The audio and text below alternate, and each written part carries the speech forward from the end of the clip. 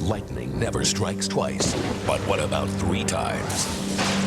Introducing Greezed Lightnin, the electrifying new coaster at Six Flags Kentucky Kingdom. In 2003, Greezed Lightnin opened at Six Flags Kentucky Kingdom. Greezed Lightnin was not at all a new roller coaster though, not even close. This coaster was once known as Viper, and was relocated from Six Flags Over Georgia to Kentucky Kingdom in order to breathe new life into the coaster, as well as make room for Superman Ultimate Flight. But I'm not done yet! This coaster's roots go all the way back to 1978 at Marriott's Great America in Gurnee, Illinois. There it served 13 years before it was relocated to make room for the wildly successful Batman the Ride.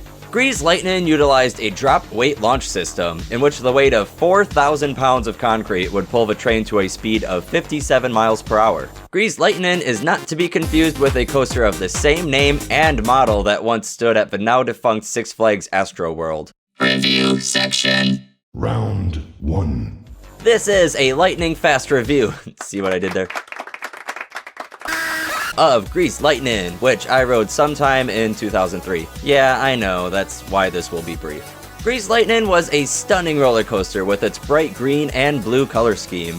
This color scheme always looks good. The trains were comfortable, lap bars were always a huge plus, and anytime you get to experience a forceful Schwarzkopf loop is a guaranteed good time. You launch 57 miles per hour, not bad, in 6 seconds, below average acceleration. But still, I love launches. I love launch coasters. The loop was especially forceful after the launch because it needed the momentum to traverse the loop again backwards after the spike. And it hauled through that loop. This was a long time ago, but I'll never forget how that loop's positive forces just caught me off guard. Then you fly back through the station into the second spike backwards and into the brakes. Greezed Lightnin gets not a 7, but a light 8 out of 10. Transition. Okay, like maybe it deserves a 7 in all honesty, but I really did enjoy it quite a bit. I like launch coasters, I like shuttle coasters. I don't know, this one just hit all the right spots for me. Unfortunately, Greezed Lightnin stood non-operating after 2009 when Six Flags closed Kentucky Kingdom amidst bankruptcy. A new lease was needed for the park from the Kentucky State Fair Board, partial owners of Kentucky Kingdom. Of course, Ed Hart successfully led to the reopening of Kentucky Kingdom. Who is Ed Hart? In a nutshell, Ed Hart was part owner and operator of Kentucky Kingdom before the rights to operating the park were purchased by Premier Parks, who was the owner of the Six Flags park chain. Ed Hart cares immensely about Kentucky Kingdom and is the main reason the park is operating. A pretty interesting note of an earlier proposal by Ed Hart in 2012 included a $15 million roller coaster by Bolliger and Mabillard. That would have been the 3rd time the Schwarzkopf shuttle coaster would be replaced by a B&M coaster. However, plans would change to a $7 million roller coaster instead by Chance Rides. $7 million is incredibly low for a major coaster project. Greezed Lightnin stood deteriorating until July 2013, when Ed Hart and Theme Parks LLC demolished the historic roller coaster because refurbishing costs exceeded the ride value. It was also costly to maintain in general. How much maintenance went into Greezed Lightnin? A lot of maintenance. A lot of maintenance? A lot of maintenance. The former spot of Greezed Lightnin was not on the spacious side. The budget was tight, but with a lot of creativity, some pretty active clouds were accumulating. Lightning on the horizon. Chance has a long history of manufacturing under numerous names dating back to 1961. In 2001, the merger company Chance Morgan formed when Chance Rides purchased the assets of D.H. Morgan Manufacturing. One of Morgan's specialties was steel hypercoasters, large-scale coasters with layouts focused on airtime hills. 7 out of all 9 Morgan roller coasters are their hypercoaster model. To be clear, when I say hypercoaster model, this is what I mean. The term hypercoaster gets thrown around a lot and really has a blurred meaning right now. I'm specifically talking about a category of roller coasters with layouts focused on airtime hills and feature a drop somewhere around 200 feet long as the primary appeal. Okay? Okay. But a hypercoaster is just a coaster that's at least 200 feet tall. Shh. Not right now. For the sake of this video, hypercoaster is a mood, not just a number. In 2011, Chance Manufacturing dropped the Chance Morgan brand and reintroduced the brand name of Chance Rides. In all this time since acquiring the assets of Morgan, Chance Rides hasn't built a hypercoaster. Maybe because since 2001, a lot of those have been sold by B&M. Fast forward to the 2010s.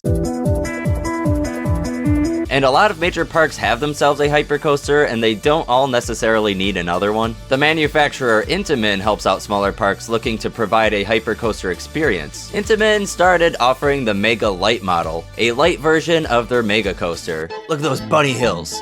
Mwah. Mwah. It's beautiful. Mwah. Oh, Intamin's Mega Coaster model is basically what Intamin called their hypercoasters. Wait, is Hyperion a Mega Coaster? Shouldn't it be called Mega Eon? Chance would take a route similar to the Mega Lights with their coaster for Kentucky Kingdom, the first Chance Hyper GTX coaster. Lightning Run. Kentucky Kingdom revealed this animation for Lightning Run, set to open with the park in 2014. People were like, oh, alright, okay, cool. Then when it opened, people saw it in person, and the reception was more like, OMG, it's like RMC meets Maverick meets Magnum. and that's the power of low expectations. Coaster enthusiasts met the Hyper GTX and were like, Alexa, show me my baby. Okay. There she is. and since then it's been 5 years of, why aren't there more of these? Lightning Run was designed by Joe Draves. I've been a coaster enthusiast for the majority of my life since I was about 5 years old. He has worked with Ellen Schilke at Ride Centerline, so it makes sense when people draw comparisons between this ride and RMC coasters. Everybody, when they saw this coaster, when it was first released, they were like, oh, Alan Schilke designed this, you know? You guys We share very similar design philosophies Right, and and what we think makes rides fun. Also, wow, this guy is amazing at fitting ride elements in tight constraints. He managed to get all those inversions in steel curtain, while providing variety. He fit 5 inversions in max force. 5! In a roller coaster that is 23 seconds long. And Joe Draves worked his magic again on Lightning Run, cramming many airtime moments into what is actually a pretty short track length. Lightning Run is bringing all those bags of groceries into the house in one trip. Lightning Run is really wanting that pair of shoes 2 sizes too small and buying those shoes. And working those shoes. Lightning Run needs stretch pants.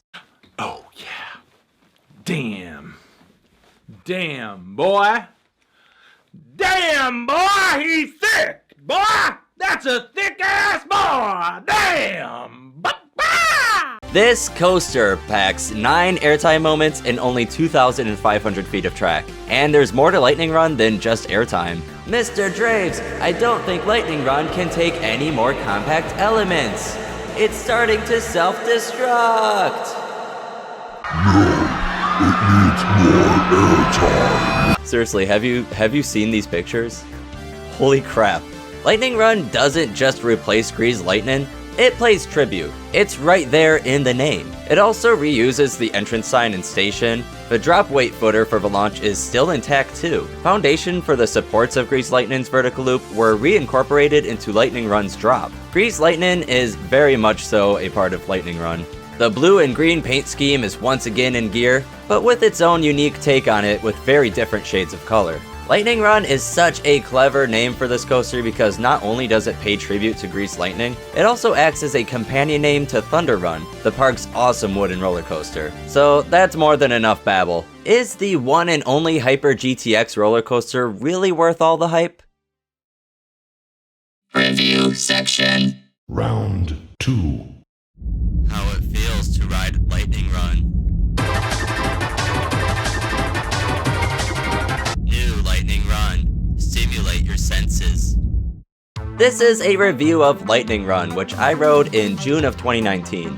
It has a length of 2,500 feet, max speed of 55 miles per hour, a 100-foot drop, angled descent of 80 degrees, a duration of 2 minutes, and 9 airtime moments. This coaster repurposes the entrance sign and station of Greezed Lightnin. There's even a blocked off leftover gate that doesn't lead to a row of seats. No matter how janky and weird that is, I really love the preservation of history personally. Some parks can pull that off, and Kentucky Kingdom is one of those parks in my opinion.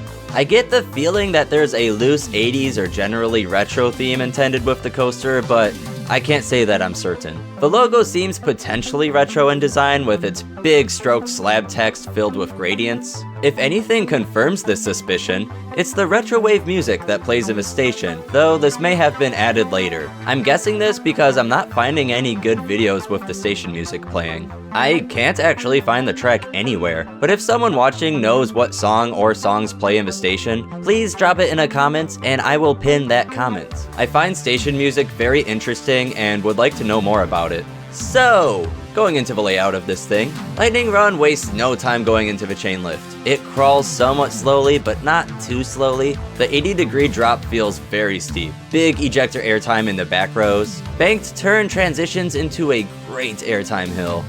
Decent overbank on this turnaround. Turn, airtime, nothing crazy here, just good fun. It's a coaster! Look at it go! But here, huge head chopper. It blindsides you. A surprise head chopper is always a good head chopper. And then this is the point where this coaster turns it back up on the intensity. The twisted airtime hill is incredible. Sideways airtime here, it just tosses you so hard. This is where the track twists so fast that the coaster cars were colliding with the track. Not to be concerned though, I'm sure these clearance issues were resolved. They might have just even worn down to resolve themselves. And then this series of turns is a lot of fun. I think this is where a lot of the Maverick comparisons come from, that and the twisted airtime hill. Just because the roller coaster is so whippy at this point.